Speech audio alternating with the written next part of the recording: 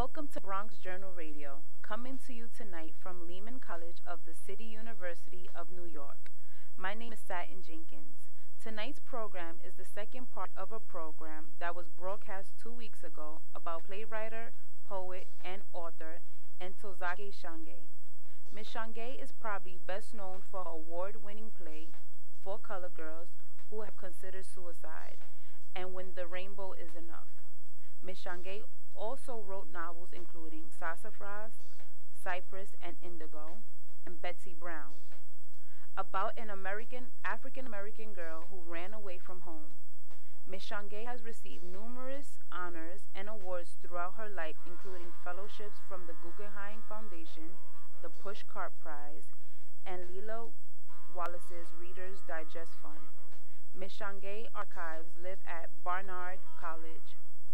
Ms. Shange was born in Trenton, New Jersey, and lived in Brooklyn. We hope that you enjoyed tonight's program.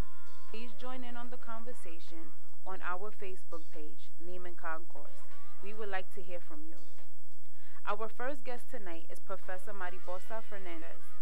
Professor Fernandez teaches women's studies here at Lehman College and also at City College. Professor Fernandez has a long connection with the work of Ntozake Shange, and she was deeply influenced by the work of Ms. Shange. We will also be speaking with Professor Susan Watson Turner.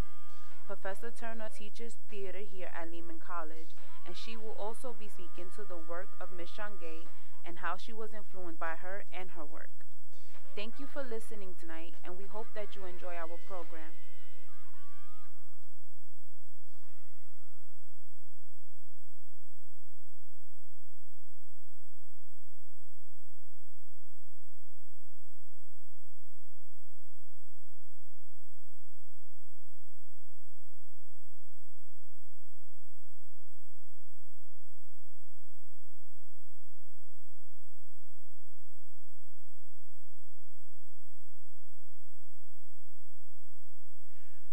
Welcome to Lehman Concourse here, Bronx Journal Radio, coming from Lehman College and in the Bronx. And what we're doing here tonight is actually we do a number of different things here. This is actually a class, so we try to put together some interesting programs that have value.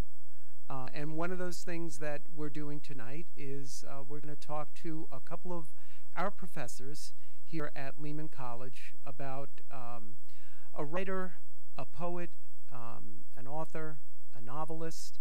Her name is Ntozake Shange, and she just passed this past October, right?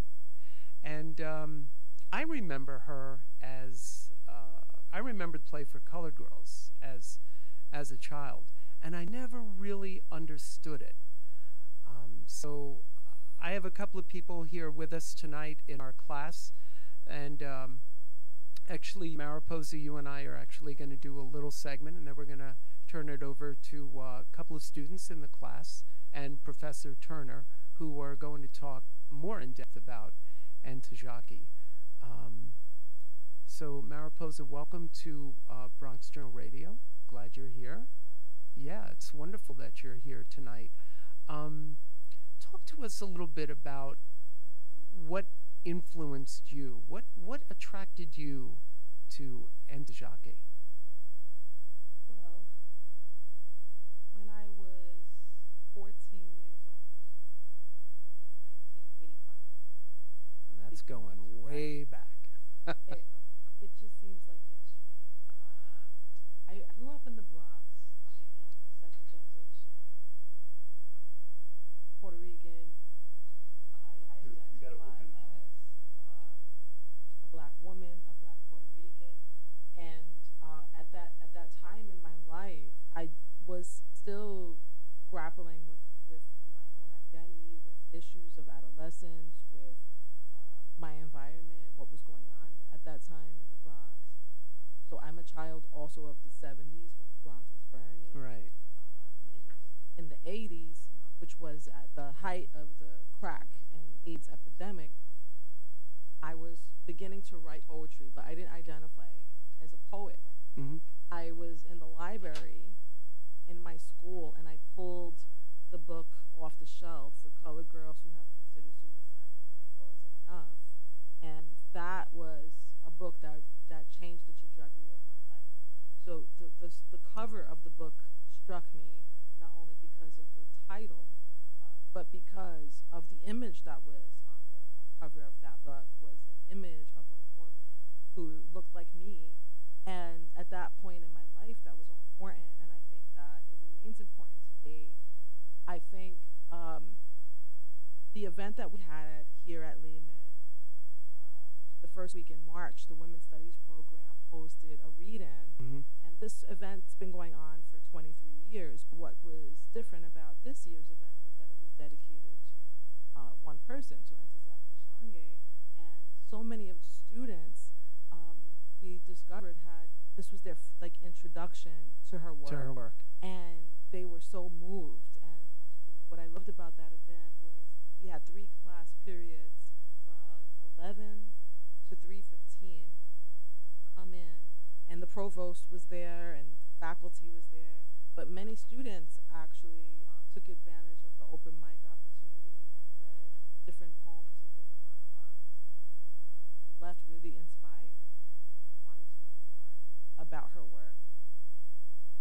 And so I think that's really important. It's kind of interesting what you said. At least I found it interesting. Something you said about she was like you. As a matter of fact, one of our students in our class said those exact same words last week.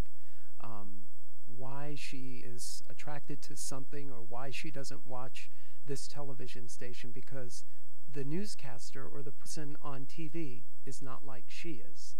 So I think that's really important. I think that's a very critical thing to realize. I mean, I guess growing up for me was, I never really thought about that. I never really thought like, oh, the people on TV are, you know, just like me. But I guess for you that really made an impact on you, that this person is like you, she thinks like you, she had enough influence on you so that you wanted to be like her and be a writer and be a poet and teach and spread her word. So I think that's really cool. Yeah, I think that well, there's a poem that I wrote for her. At the end, I say, "Frost led me to you, and because of you, Ntozake, I know that sometimes the greatest of poems come from the agony of headaches, heartaches, and stomach aches. Somewhere deep within my soul, poems that make me whole, poems that set me free. Ntozake, gracias." And what I mean by that is that Robert Frost was actually the first poet whose work I fell in love with, and I loved the poem, and I remember memorizing it in the 6th grade from the book The Outsiders. Nature's first green is gold, her heart is hue to hold. Her early leaves a flower, but only so an hour. I love the imagery of Robert Frost, but it was the visceral emotion of Ntozake's work. I was able to connect something of my own experience of growing up as a young girl of color, that I felt that this is someone who understands my experience. And you identify with and her. I identified it, right. So with it. So when she, when she says anybody sing a black girl song, that was something that spoke to me, and that speaks not only to my experience, but I think that one of the things that makes her work, the greatness of her work, is that it speaks to a collective experience. And this book, Wild Beauty, Belleza Salvaje, is a complete translation of her work into Spanish. So now so many women, Spanish-speaking women in Latin America and the Caribbean, who are also children of the African diaspora, can now discover her work and be able to also be inspired by her work. So I think that, the issues that she touches on continue to be so relevant today. So you talk about relevance. You talk about you talk about somebody making an impact on your life. I think that's really special because, well, for a number of different reasons. That you, first of all, that you identify so closely with her, and that you feel that she was such a big part of your life. What contact did you have with Ntozake and her work? Like, I'm guessing it was probably the latter part of her life when you came into contact with her. In the late 90s, early 2000s, it may have been 99 or 2000, I was at an event that was an annual fundraiser. The organization was Jews for Racial and Economic Justice, had a huge event, and I was on the bill to read my poetry, and so was she. And by this point in my life, I was in my late 20s, early 30s, and by this point, identifying as a poet and calling myself a poet, and I couldn't believe that I was on the same bill with her and that I was sitting next to a woman who was my icon. And what struck me was that she was so down to earth and so just real, her realness. And a few years after that, I was at a street naming down in the Lower East Side for Pedro Pietri, who was one of the founders of the New York poetry movement. And I couldn't believe that she remembered who I was. Wow. And she wanted to take a picture together. And then in 2009, we had an event at Puerto Rican Embassy, had an event, and we presented her with an award called the Pedro Pietri Hand Award. And that was in 2009. And that's when I presented a poem that I wrote for her, love poem for Ntozake and me. So later that year, she invited me to her home where she was living in Brooklyn. She was living in Bed-Stuy, and was at this dinner with another friend and a long-time friend of hers, Claude Sloan, that I really got to connect and get to know her. And but there was I think I still had not yet seen what was to come, that a friendship would develop, and that over the course of, I guess, 10 years, that's something that I feel really fortunate to have experienced in my life. And also, a few years after that, she did a production called Lost in Language and Sound that took place at the New York Poets Cafe that she asked me to be a part of. So that was amazing. And then in 2017, she asked me to review the Spanish translation of this book. And I spent the whole summer of 2017 reading the manuscript, the English, of course, and Spanish, and really delving into her work like I've never delved into the work of another poet. I can honestly say that her poetry and her poetry alone is the only poetry that I can say I spent the whole night reading. Like, I stayed up, I broke night reading her poetry. I haven't even done that for myself. One of the students asked me in the Q&A at the event that we had in March, what was the best piece of advice that she gave you? And that just blew me away. I said, well, her thing was, Mariposa, you have to publish. You have to publish your book. You have to publish your own work. So that's something that I still that I carry with me, and my work has been included in many different anthologies, including the Norton Anthology of Latino Literature. And what's still on the table for me is to publish my own book. So she still continues to inspire me.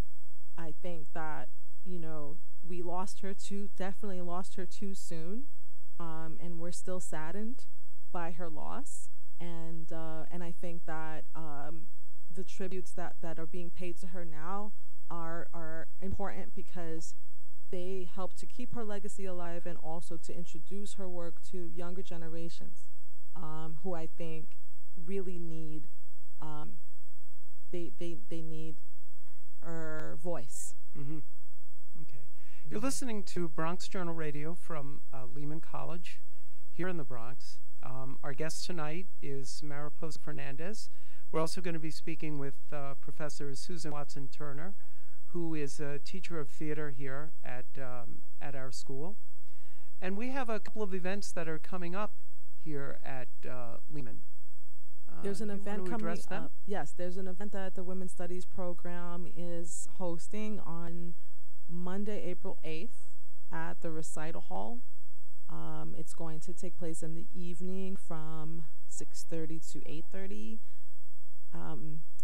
The Recital Hall in the music building is the space is limited. Mm-hmm. So we have a few classes that are scheduled to come. If anyone is listening and would like to come, that they could call the Women's Studies office. If you look on the website of Lehman College and you look that up, or maybe one of the students actually we could share the phone number. I think it would be important to RSVP for anyone who would like to attend, just because the Recital Hall, there's a limited capacity. There's another event that is that the public is welcome to come to, that's taking place at the Nuyorican Poets Cafe on Saturday, April 6th. And you perform there as well. Yes. Yeah. So I'm a co-host along with Adam Maldonado. That's taking place Saturday, April 6th at the Nuyorican. Students and seniors get in for half price. So I'm not sure if this is public radio, if we can talk about prices. Please, go ahead. Oh, I can? Sure. Okay, because on other radio stations, commercial radio, you can't. But students get in for half price, which would be $10 for students and seniors. And other people can purchase tickets in advance for $15. At the door, tickets are $20. Can you give the address? It is 236 East 3rd Street, located on the Lower East Side. And that's 236 East 3rd between Avenue B and C at the Nuyorican Poets Cafe. Alphabet City. Alphabet City, yeah. Alphabet City, which was her old stomping grounds. Right. And there'll be an after party at the 5C Cafe, which is a few blocks away, located at 68 Avenue C on the corner of 5th. So people can find the event on Facebook. People can also go to nuyorican.org and find information about the events there. So we're really excited. So a quick question about your work. So I think we should promote you as a writer as well. You want to talk a little bit about some of your works? Sure. And what influences you as a writer? I think I continue to write about identity. I continue to write about my experience growing up in the Bronx. I actually have a series of Bronx poems. I'm really proud of the Bronx as my birthplace, and it's a very important part of who I am, and issues that concern us. I think that also coming from the experience of being Puerto Rican, post Hurricane Maria, I have a series of poems about what's impacting Puerto Rico, both before the hurricanes, Hurricane Maria and Irma, and today. I think I would like to share with people that they can find my work in the anthology Manteca and the anthology of Afro-Latino poets. And I'm right now, my own website is under construction, but my social media is Mariposa Fernandez or La Poeta Mariposa on Facebook and Instagram.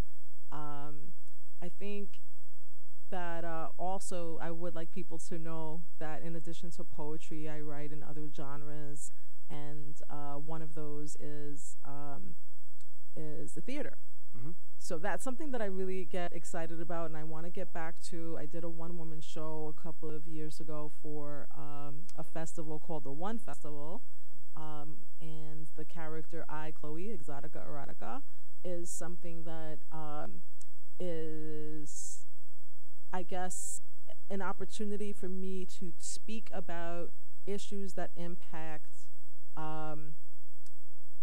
issues that where capitalism and sexism intersect, where I take on this persona of this boss lady, Chloe, who is the opposite of who I am in real life, like the opposite of my identity. She's actually a white woman, and she's kind of like a conglomeration of like every boss from hell I've ever had. And so we've all had them. we've all had, we've all had them. Oh gosh. I'm interested to like use Chloe to be able to break apart how women participate in the exploitation of other women also, but also to use humor, you know. But some people take this character a little too seriously and actually think that, you know, I'm like a dominatrix on the side, but that's not the case actually. But there's a theater here in the Bronx Academy of Art and Dance. It's called BAD, and so I have plans later on this year to develop Chloe, Chloe Exotica Erotica, into a play and actually create other characters.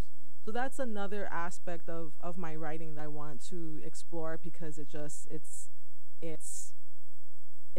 something that I feel like I can have freedom in stretching myself. Another genre is nonfiction. I have a lot of essays and you know, and then there's academic writing as well. So there's more to me than poetry, and more to me than, you know, a few signature poems that some people might know me for, or that have been included in different anthologies. And that's, I just want to make that statement that there's more to me.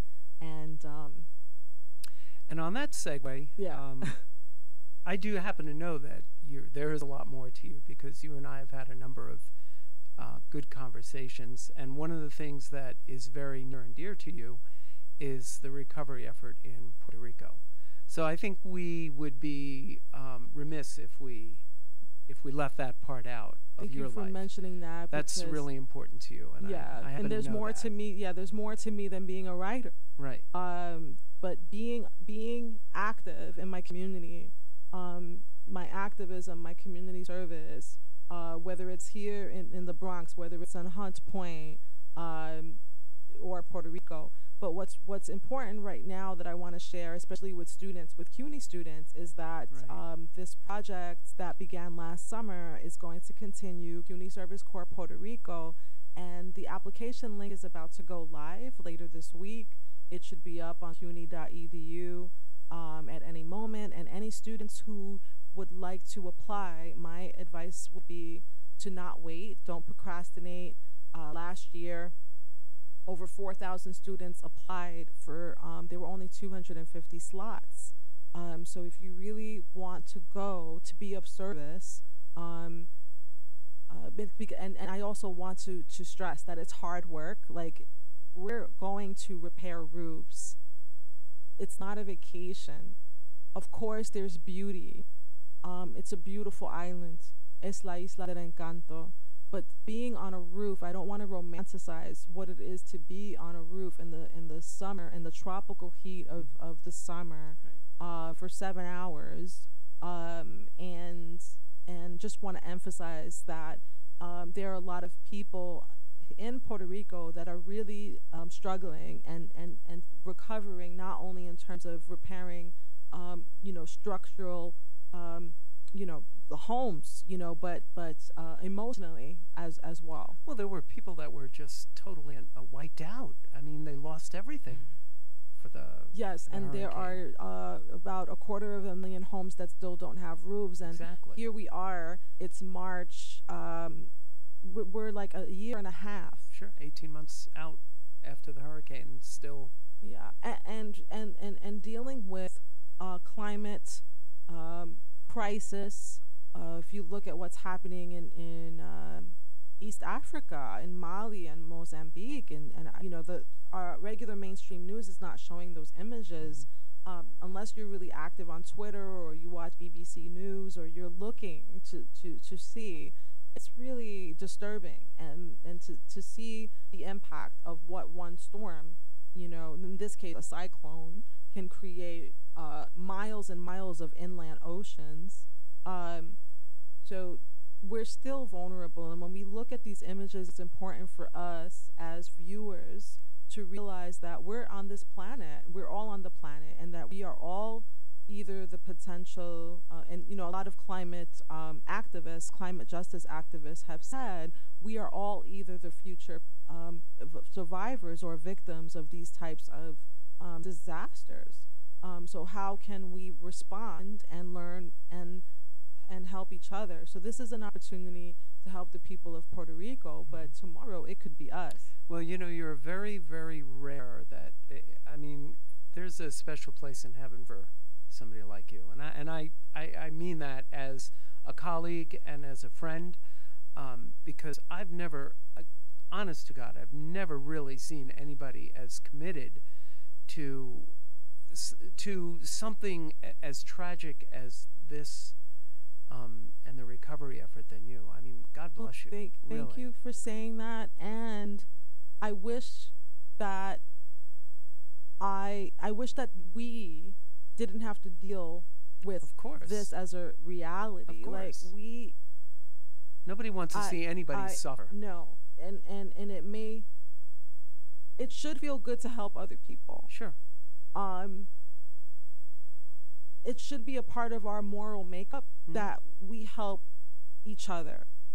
And I wish that the government would respond in a way that was actually humane, so that we wouldn't have to bring students a year and a half later.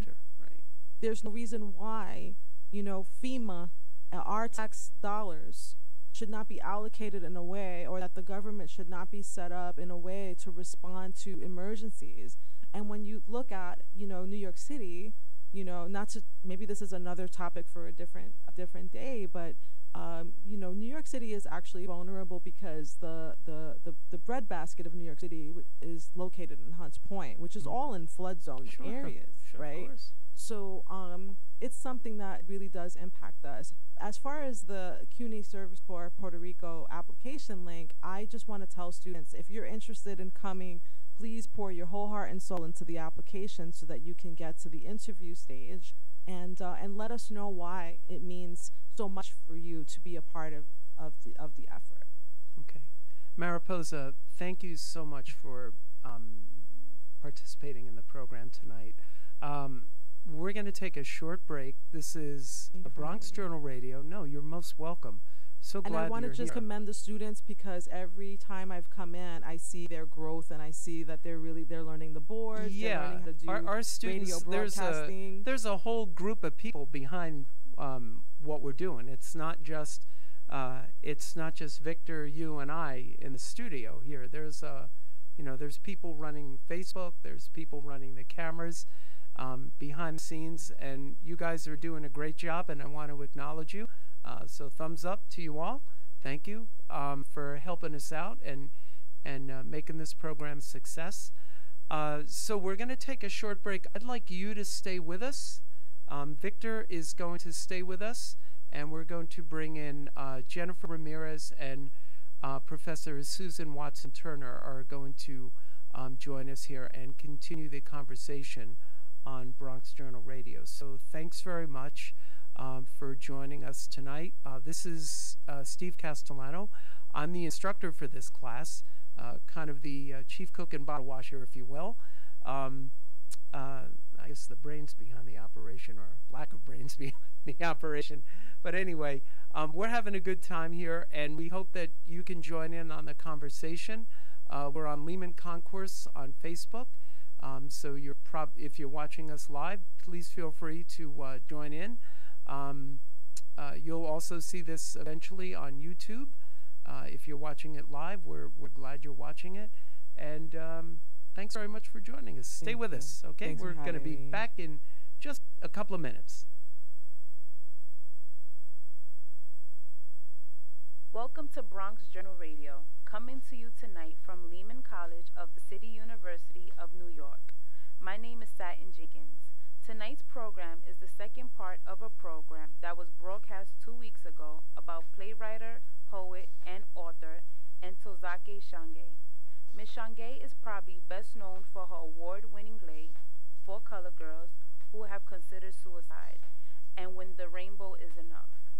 Ms. Shange also wrote novels including Sassafras, Cypress and Indigo, and Betsy Brown, about an African-American girl who ran away from home.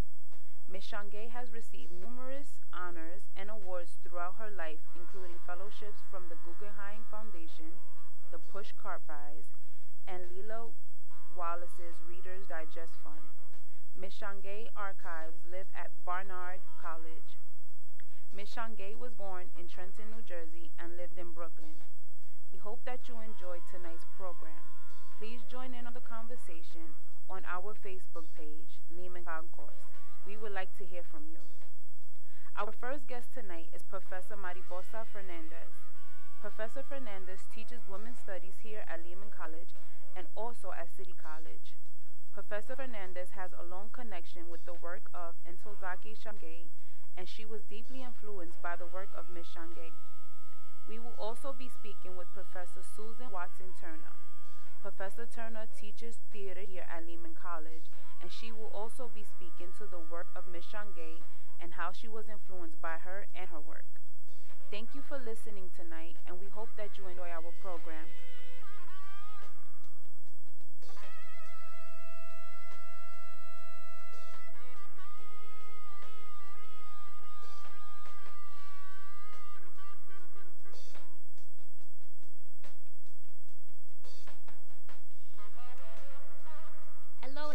Thank you for tuning into the Bronx Journal Radio here at Lehman College. I am your host, Jennifer Ramirez, and today with me I have Professor Fernandez and I have Professor Watson. How are you doing, ladies? Great. How are you? Doing well. Thank you. Thank you for coming. And today we're going to talk about the incomparable Ntozake Shange. So talk to me, ladies. This way? So, is this better?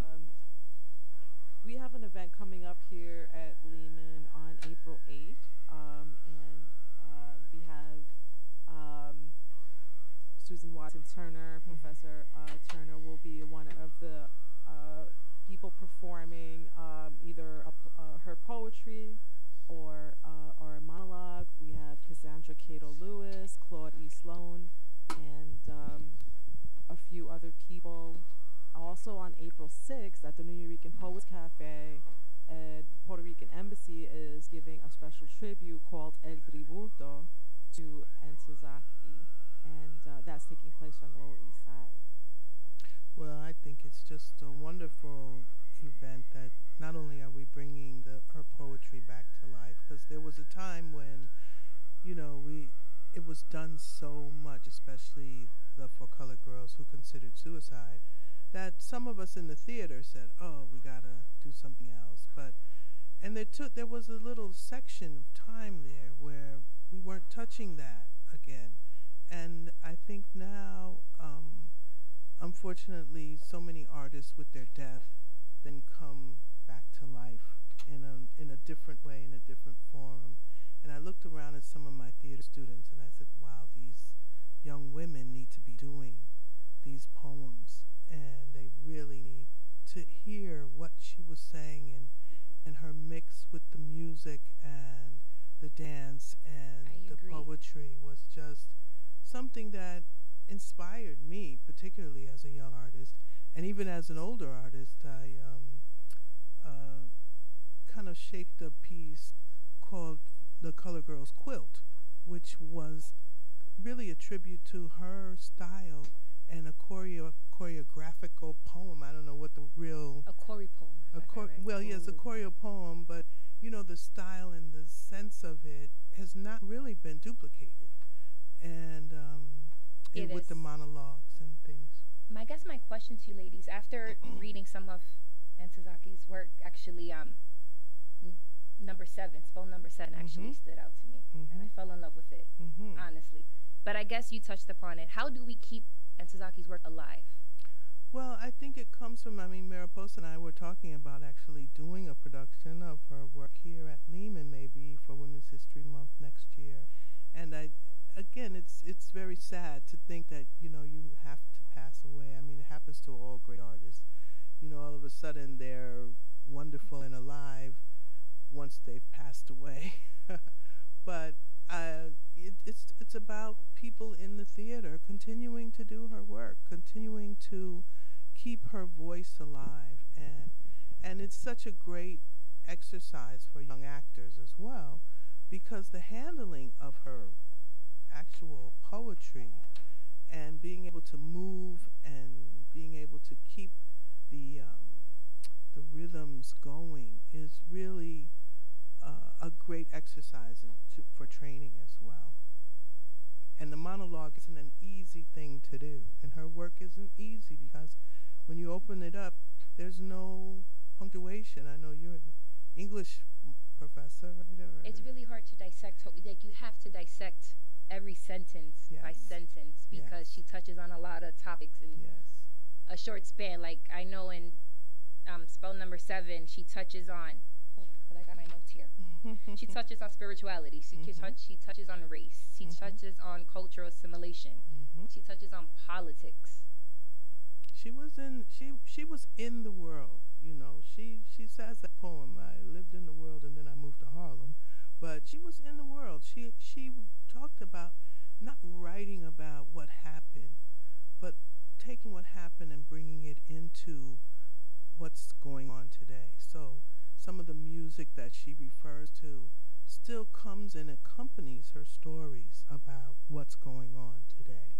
How do we get the non-poetry reader introduced? Like, how do we introduce the non-poetry reader to Ntozake? I think through the experience of theater. But I'm not, just to clarify, I'm not an English professor. Oh, I'm a poet. Right. And so I heard you talking about Robert Frost. That's yeah. No. She came after when I was 11 or 12 years old. I fell in love with the poetry of Robert Frost. And when I was 14 and discovered Ntozake, I, along with Nikki Giovanni, Ntozake led me to Nikki Giovanni and you know, Sonia Sanchez and so many other Black women writers that I had in my life as a young woman of color trying to write poetry and not yet you know, embracing the title of poet. I didn't even know about the writing of New Yorker poets. So this preceded me learning about Pedro Pietri and Sandra Maria Esteves. But then years later, when I learned that Ntozake was connected to that community, that you know, she was a part of that renaissance that was happening on the Lower East Side, that she was in the cafes, that she was in the salons, that she actually met Pedro Pietri when she was 19 years old. So on Saturday, April 6th, we're not only celebrating Ntozake and her legacy, but we're celebrating her lifelong friendship with the New Yorker and Puerto Rican community. We're acknowledging how she was present for Puerto Rico after Hurricane Maria. I married Puerto Rico. Actually, I've talked about this on the show before. I had a wedding registry on Amazon with different items that were needed, like soda lights and water filters. And Ntozake sent water filters down to Puerto Rico. She was my matron of honor. She traveled from Maryland to be there at this wedding ceremony at the Point in Hunts Point, where we all promised to love and protect Puerto Rico. She spoke at the Black Women's March in Washington. She spoke at the Black Women's March in Washington on September 30th, 2017, 10 days after. And so she was very much on the ground doing and being the mover and shaker that she always was, even when certain impediments, physical impediments, you know, were a part of her life also. But she just treated those things as mere nuisances. She didn't allow herself to be stopped. And you know, I would just, you know, not to contradict what you're saying, Susan, but I would just say that she was actually experiencing her own renaissance, if you will, of her work right before she passed away, after, you know, years of after the strokes of not being able to write. You know, just 2 weeks before she passed away, we were in Puerto Rico together at an international festival in San Juan, La Festival de la Palabra, where she read a poem, her last poem, which was for Puerto Rico after the hurricane. That's why it was a shock. I didn't mean that she wasn't active, but I think what you were asking about was her work. And I think there was a very long lull there where she, you know, even says when they were doing the Tyler Perry version of her work, they weren't calling her to find out what it was that she was writing about. It had become very commercial, and I think the theater brings it back to the ground, to where she really wanted those most poems definitely to be. Yeah. And it's something that we need to, as educators and as artists, make sure that her name is uplifted. Yes. Because one of the students noticed and brought it to our attention when we had the events in March at the read-in, that she found a poem that said Lady in Orange, and the author listed said Tyler Perry. I know, I heard that last week. Yeah, so that's unacceptable, you know. Well, that's unacceptable. That's our job, and these young scholars here as well. Someone told me that a long time ago. You know, you have to take the responsibility for your culture and your art, and that sometimes means doing that hardcore scholarly research and writing that puts in the Nortons and the Oxfords the correct information. And I think I mentioned that to you, you know, last week when you were talking about her play being done at Joe Papp, and it was done by Joe Papp, and they were great friends. But it started long before that in the cafes, in the bars, but also Woody King Jr., who was and still is running the New Federal Theater, was the one who actually put the play itself together. And black theater took a real blow, unfortunately, in an indirect way. You know, non-traditional casting and all of those kind of things that were supposed to be making the world better for artists really kind of took away the bottom from some of the theaters, like the Puerto Rican Traveling Theater, and from, you know, the Negro Ensemble and the New Federal Theater and things like that, because they started dispersing the money among the mainstream theater companies, like the Public, and the choices of what plays were being done now were out of our hands again. You know, when the nonprofit and the civil rights movement came about, and the Black Arts movement, where we were looking for autonomy, where we could be not just the actors, not just in front of the camera, but making the films and, you know, producing the plays and lighting designers. We just lost the first black lighting designer that was in the Union, Shirley Pendergrass, which I think she did the lights for Color Girls when it went to Broadway. So, you know, we got to keep that alive, and it's hard because you want to do the creative part, and you know, but the scholarly part is important as well. That is important. Yeah. And the thing that I noticed after Pedro Pietri passed away was that it only took one generation. He passed away in, I believe it was 2004. And by 2014, I would ask a young person or mention Pedro Pietri, and they wouldn't. I would mention Puerto Rican obituary, and they wouldn't know who I was referring to. So we don't want that to happen here. And I am happy that she was able to receive, you know, many accolades before she passed away. That a few years ago she was honored with the Langston Hughes Award at City College.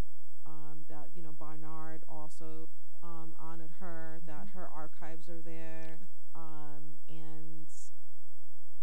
and it just And Woody King does a new play festival named after her. Oh. Yeah, so it's actually encouraging young people to write new things, as well. So, but it's called the Ntozake Shange. And she deserves to have, not only does she deserve it, but I think that there is such a need for all of the issues that we're dealing with right now, that her work speaks to. Absolutely. The whole Me Too movement and the women, how women and are you are viewed. Kelly. You are Kelly. I wish, I mean, yes. So. I wish I could have that conversation with her now. Like, what, did you see what's happening? Right. You know, but she, even when Obama was in office, she predicted that we were heading for a new dark age. So I think that in a lot of ways, our poets are also what do you our think prophets. Made her say we were going to a new dark age? Because of his presidency, or because of the issues, of the policies that he were? I can't answer specifically. Okay. But I can let you know that in one of her interviews during Obama's presidency, she didn't name Obama. She wasn't, but it was interesting that the interview took place within that time frame. She predicts that she feared that we were headed to a new dark age because of the social issues that we were dealing with. And she also knew instinctively, because of the time period that she lived in, what people were really thinking and what the reaction to the first black president would be in this country. And we're living through that right now. If this isn't dark, I don't know what is. Yes. Not to get off into politics, but she was political. She was very political, and even before, we had the term of, the politics of respectability politics. She was rebelling against that. Yes. She was like, I'm going to write about, what I want to write about, not just trying to project a certain image of like looking good. So when you read poems like, or monologues like Crack Annie, where she's just laying it all out, like we need to, people were uncomfortable with, oh no, don't air our dirty laundry. But it is a poet's responsibility to speak the truth, and that was something that she took very seriously. Well, you mentioned one of her predecessors, Nikki Giovanni, which I did a lot of writing and actually wrote a poem called The Fire Inside about Nikki Giovanni's life. And those voices were not afraid to say what they needed to say, despite what might have been their consequences politically, career-wise, whatever, but they embraced that, their art as a means to say what they were feeling. And they lived through a lot. Both of them really did. So then I guess the question is, how can we get the scholars of my age and younger to speak their truth? I mean, she's a staple of that. Yeah, you can't be afraid. You have to look at those examples that you have, like Nikki, like Maya Angelou, like some of the people in the genres that really knew what the value of their art was. It's a responsibility. It's not, some of us take it on as a gift. Yes, it is a gift, but it's also a responsibility, because I start my class with, does art reflect life, or does life reflect art? Can we, really change the world by what we write, what we perform, what we sing, what we dance? I think also creating platforms for those voices. Yes. Because there are young people right here at Lehman. There are poets. There are spoken word artists. There are MCs. And it's maybe something for this class to do is to go out into the campus and find them, and then have a show. Have a show right here for you. Okay, I'm listening. Mary Mustafa, for you ladies too. Okay. Who works for Lehman Stages, just received a Bronx Community Arts grant for her spoken word performances. She does them once a month, every third Wednesday, in the Lovinger Theater right here on campus. So you guys should check her out. Yeah, you can go and that could be another class, like record the performance, and then have air it here on the Bronx Journal on Lehman Concourse. I actually have a question for you, Professor. Yeah. What would you suggest about having an Ntozake like podcast where we're here, the millennials, we're into podcasts, so where you do like a reading of her work. Like, podcast? That would be great. Do it.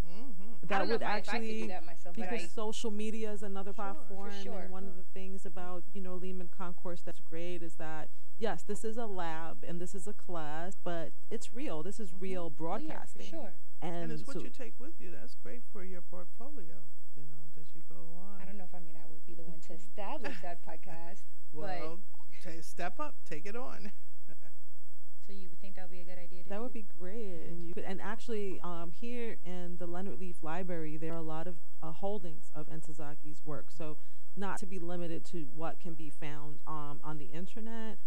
This book actually won the International Latino Book Award. That includes all of her the selection in Spanish as well. So if some of the students if you want to do a bilingual or translanguaging, great, yeah. And then spell number 7, I believe. I which one really like. This is all 3. This is spell number 7, Boogie Woogie Landscapes.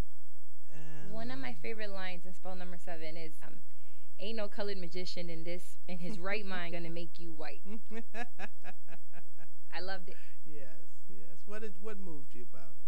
It's because of assimilation and how I feel like right now we're in an era where more than ever they're trying to erase culture. Yes. And that line to me is just a person like, okay, I'm ready to erase my culture. I'm ready to and she's like, are you crazy? Right. That's great. So it moved me in a sense where it's like you always have to stay true to your roots. And it just seemed like Ntozake was, yes, she was very political as I'm reading her work, and she was all feminist out and black proud, but she was very spiritual at the end. Like I feel, I want to phrase this correctly. After reading some of her pieces, I'm like, she was true to her soul, and that was most important, keeping that intact. But she was also, expressing the realities of life. Like, hey, you don't know what it's like to be a woman, and I'm telling you, but you guys don't want to accept that these are our realities, and I appreciate that for her. That's great. And I think that's so important for the young people to connect to, because some of the things that she went through as a young woman, you guys are still going through right now. And it was interesting because there was a production for Colored Girls with a lot of older actors like Jackie Harry and some other people that I really felt, this is my own opinion, they were past the age of doing this work. I really feel like this work was meant for young women who are struggling with their sexuality, they're struggling with what they're doing in the world, where they're living in the world, what they're, when she says the whole thing about, I found God, and how did I find her? In myself, and loved her, So I think that as young women, and I said this to the theater department, I said, you really need to take another look at this play for our particular group of students. And I think that's so important. That is so important. Yes, we need to get that together. And there are 2 students that I think are going to read the poems. Okay. Do you want to let them know to come in to read one of the poems? I don't know if you need to do I think one is going to use this mic, or you what? need this one too? Or maybe I'll kick myself out the seat and I'll give them this seat to read. What are they reading? I'm actually. Yeah. You need this. I'll You want to get them for me? Or? Yeah, I'll go get them. Okay. Thank you. I appreciate it. Thank you so much.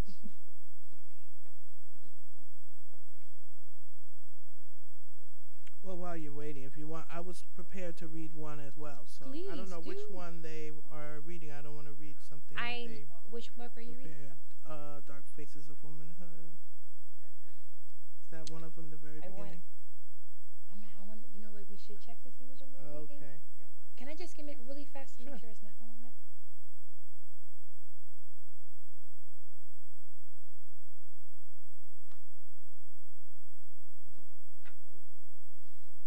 I don't think any of the students are reading this one, so why don't you start us off, Professor? Well, this is for Colored Girls Who Have Considered Suicide. When the rainbow is enough, and it opens the play. It usually is done by all the women, even though it's written for the lady in brown. Dark phases of womanhood of never having been a girl. Half notes scattered without rhythm, no tune. Distraught laughter falling over a black girl's shoulder. It's funny. It's hysterical. The melodylessness of her dance. Don't tell nobody, don't tell a soul. She's dancing on beer cans and shingles. This must be the Spook House. Another song with no singers, lyrics, no voices, and interrupted solos, unseen performances. Are we ghouls, children of horror, the joke? Don't tell nobody, don't tell a soul. Are we animals? Have we gone crazy? I can't hear anything but maddening screams and the soft strains of death. And you promised me, somebody, anybody, sing a black girl's song, bring her out to know herself, to know you, but sing her rhythms, care and struggle, hard times. Sing her song of life. She's been dead so long, closed in silence so long.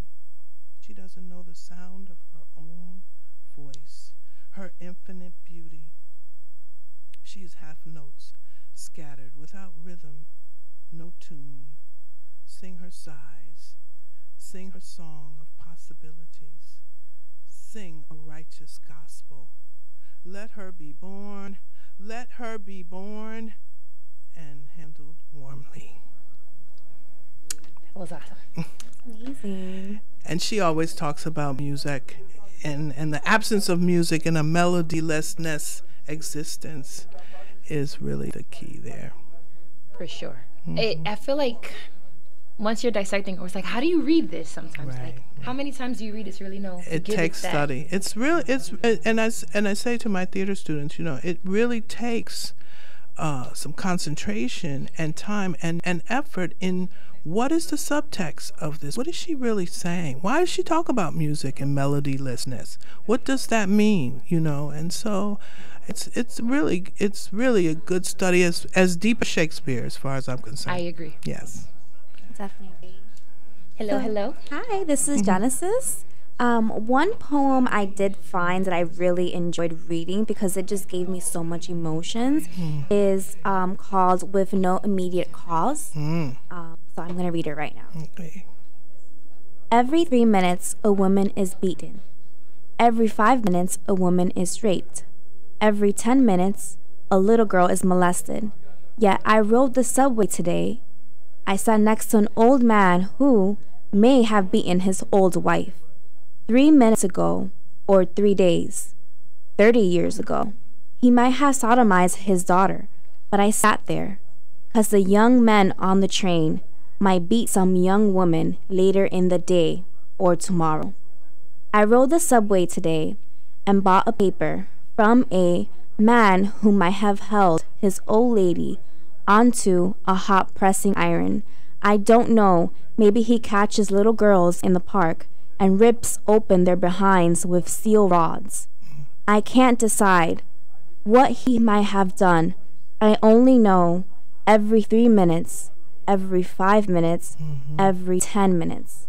I found an announcement, not the woman's bloated body in the river, floating, not the child's bleeding in the 59th Street corridor, not the baby broken on the floor. There is some concern.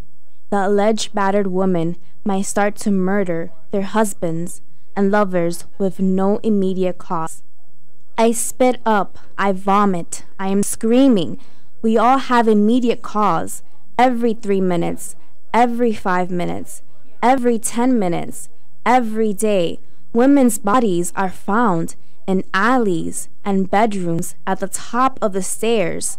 Before I ride in the subway, buy a paper, drink coffee, I must know, have you hurt a woman today?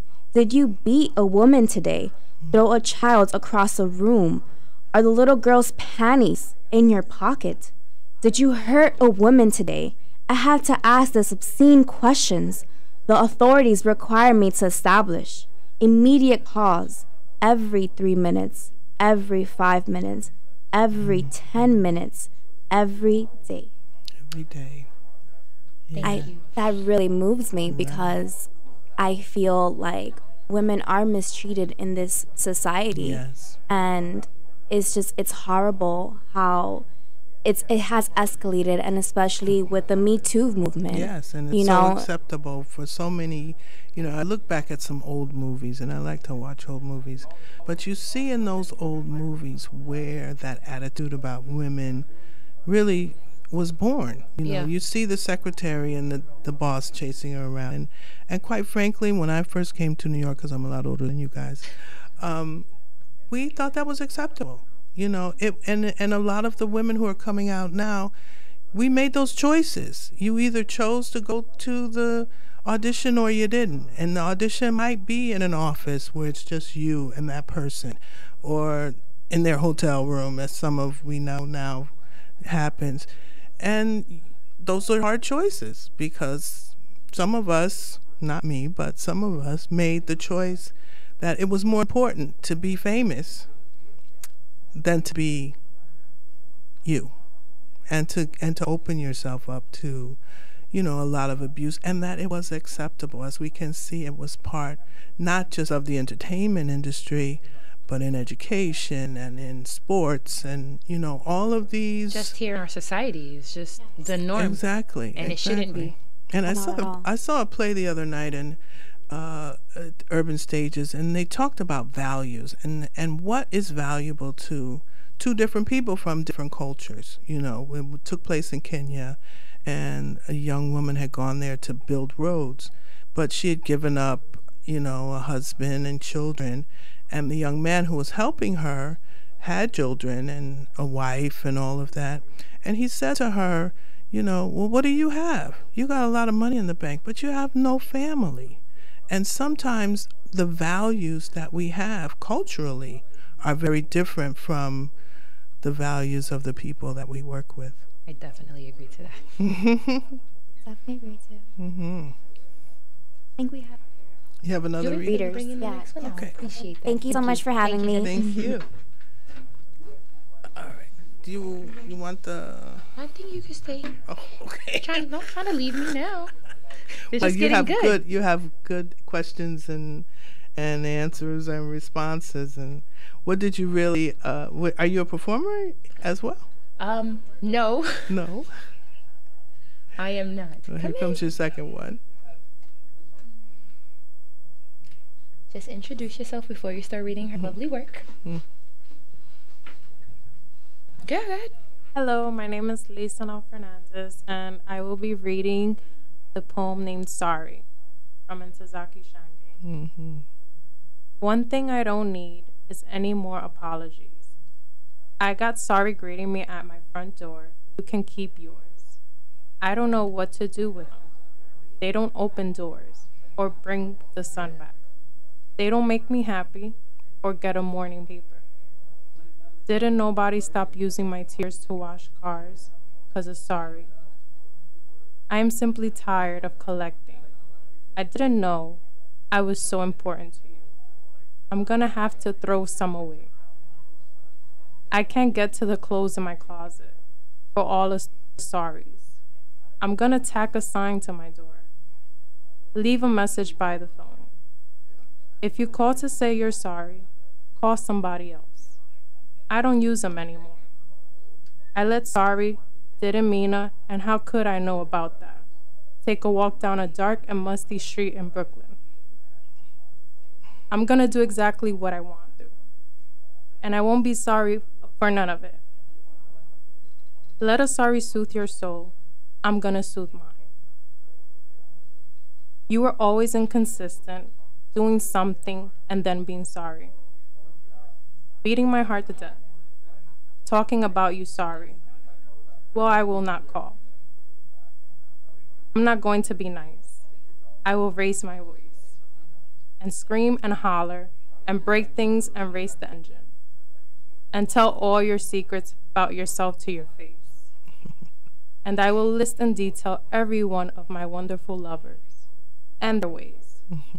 I will play Oliver Lake loud, and I won't be sorry for none of it. I loved you on purpose. I was open on purpose. I still crave vulnerability and close talk. And I'm not even sorry about you being sorry. You can carry all the guilt and grime you want. Just don't give it to me. I can't use another sorry. Next time you should admit you're mean, low down, trifling, and no count straight out of. Steady being sorry all the time. Enjoy being yourself.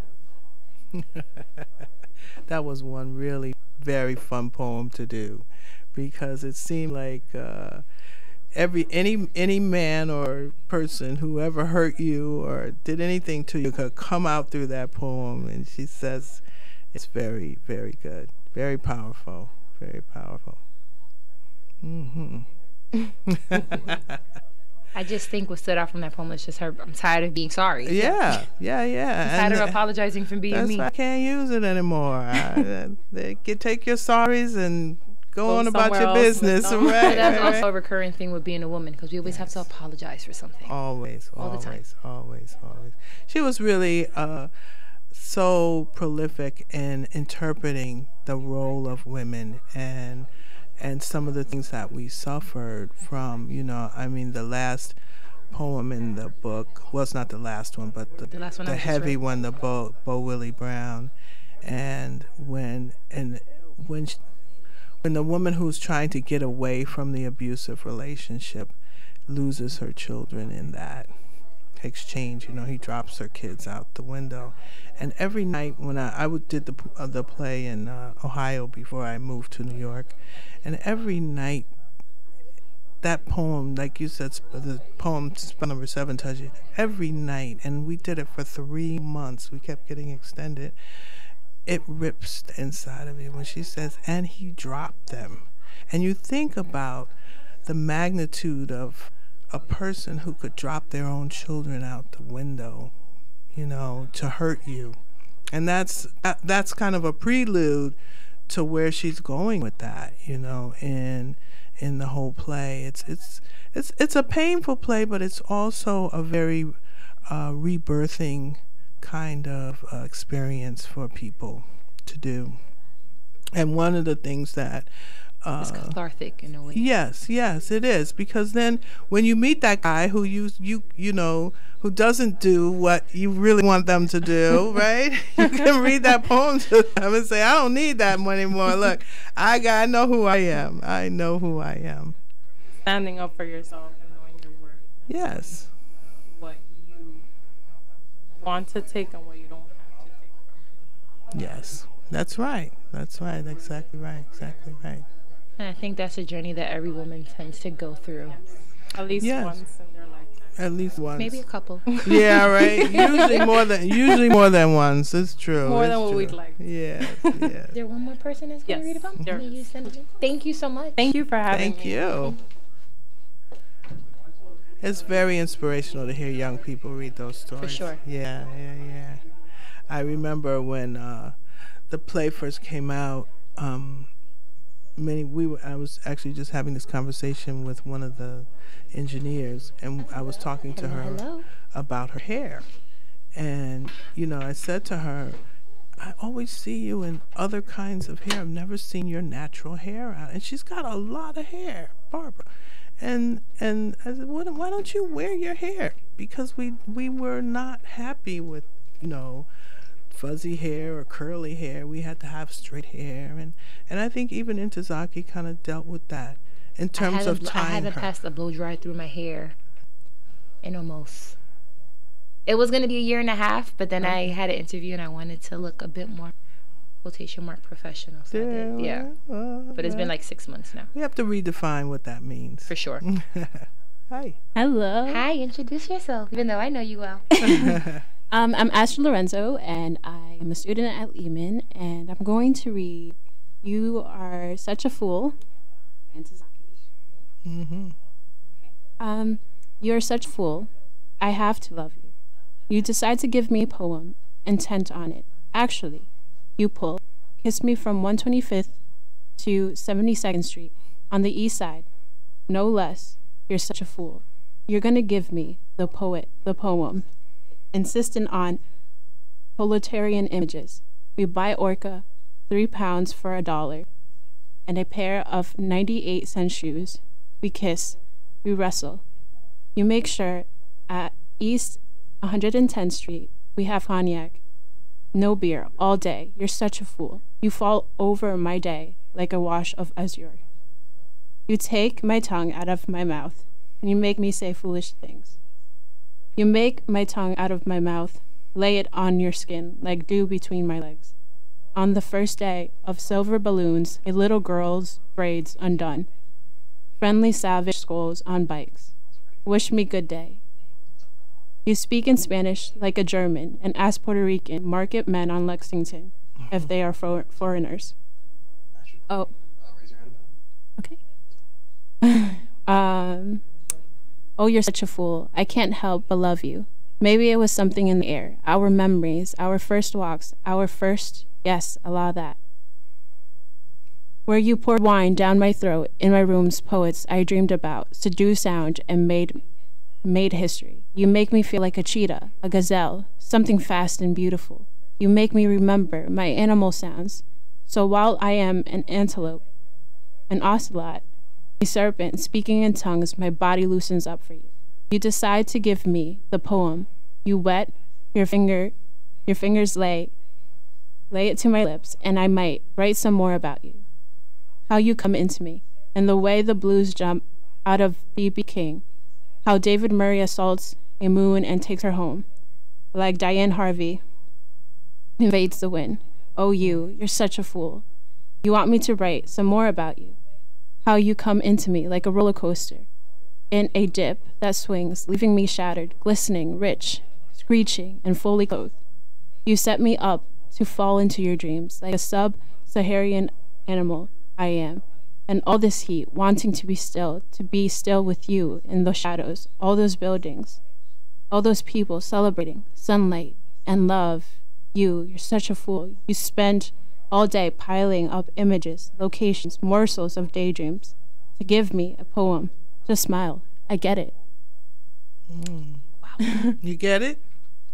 I love this. I think this is absolutely beautiful. And the way she is able to seduce people with the words, I think it just gives you, like, I'm literally shaking right now. I shake naturally, but this is really shaking. Yes, this, like, it literally comes up your spine and you really feel it. Yes. Something so seductive about it. Yes. What does she mean by he gave her the poem? What did he do? That is a good question. Okay. I don't know about that part. I felt the other parts though. Okay. Well, I think that was she saying the relationship really between them gave her the inspiration to write that. And she talks about a friend of mine there, Diane Harvey. Diane Harvey is a beautiful, gorgeous dancer who does break the wind when she moves. And, Ntozake was trained in dance and, of course, the choreography that goes with the poetry. I think she thought about the movement as she was writing and the music that accompanied it when she was writing the words. Because you hear some of the cadences. Yes. And I think her cadences are amazing. Yes. There's definitely a life, like a beat for sure of poems, especially this one, because I've been hearing the other ones, but this one, when I saw it, when you read it to yourself, you don't get the same thing, but when you read it out loud, it like vibrates. That's right, because the words are chosen very purposefully. Yeah. And not just for the rhythm of them, but for the sound of them. When she talks like melodylessness, for an actor, that's like a real challenge. Melodylessness as you're in it, but it means a lot. And where she repeats, like in the poem before this, the 5 minutes, every 3 minutes, every 5 minutes, every 10 minutes. That's on purpose. That repetition is there for a reason. And you know what that reminds me of, actually? You know how sometimes there are ads on television where they have, like, the statistics shown? So it's like that every 3 minutes. Yeah. And I'm like, wow. Right. Like, that relevancy is still here today, especially with that poem. And it really cuts through for sure what the issue is there. But with that poem, I read a comment that's a writer wrote in the New York Times, and it says that Shange provoked heated exchanges about relationships between black men and women. Do you feel that to be true as well? Absolutely. I mean, the love was so deep that the hurt also is very deep. And the understanding, I mean, for so many, many years, it was forever that you even saw a black couple kiss in a movie or anywhere, you know, because we were not supposed to feel that. You know, we were, as a people, as an oppressed people, you know, you don't get to fall in love. You don't have time to fall in love. And then when that was, you know, the civil rights movement came and there was some easing of those restrictions, I think there was still a lot of anger between the two. You know, it's very difficult to be a black man in this country. And sometimes what happens is James Baldwin wrote about his father coming home with, you know, the fact that he didn't make that much money and that the boss called him a nigger, and, you know, and who did he take it out on? Who does he have to take it out on but his black woman? And so there was some of that she really dealt with. And yeah, I read somewhere she tried to commit suicide several times. Very early. While she was at Barnard was the first time, you know. So I don't know if that inspired, you know, the colored girls who want to commit suicide. But I think it did. That was the first. Stop swinging your chick. Okay. That was the first time. But I think some of what America represented actually complicated that as well. She was at Barnard, and I would imagine that it was a little difficult to find some camaraderie there.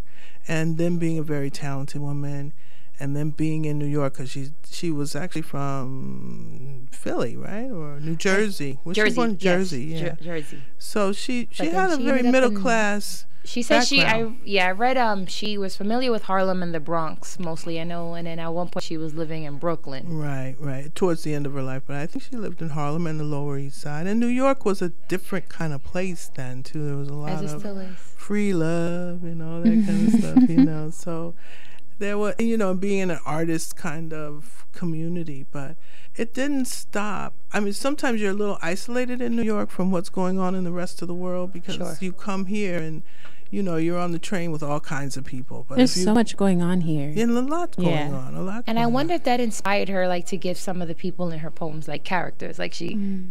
I'm sure. That's what I'm like, I'm sure. You're from New York, so you see a whole bunch of people.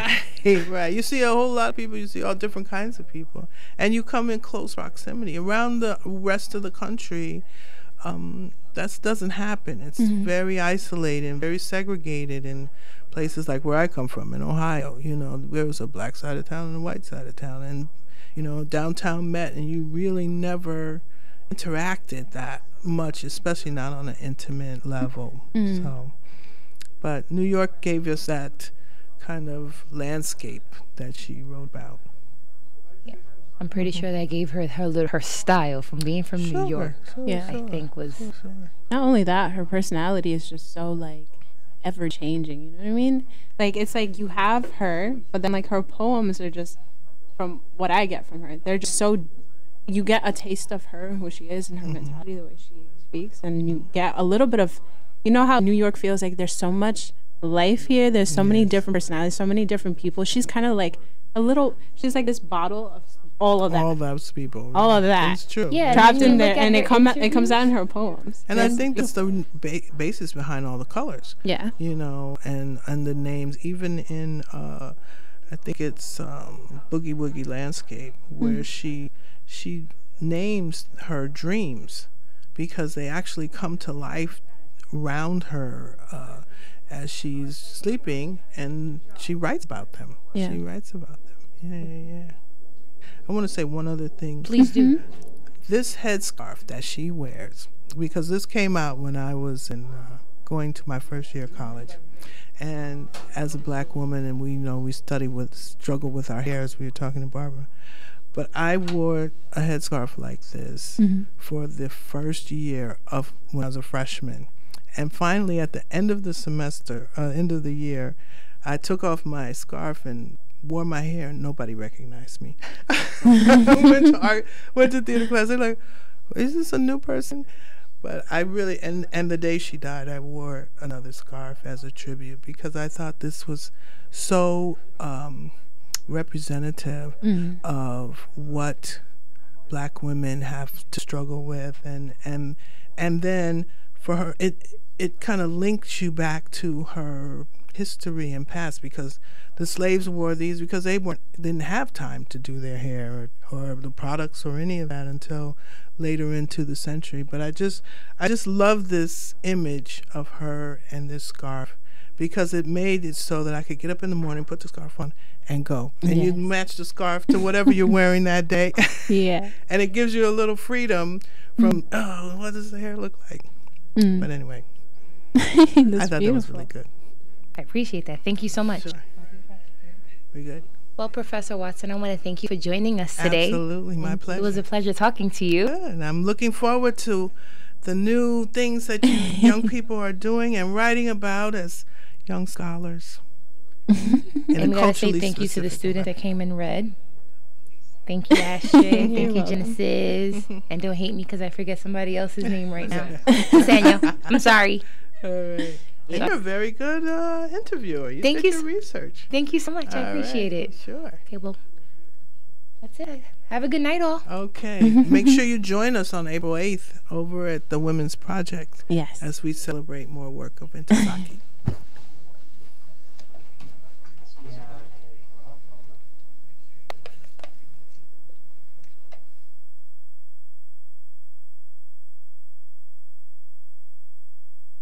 Welcome to Bronx Journal Radio, coming to you tonight from Lehman College of the City University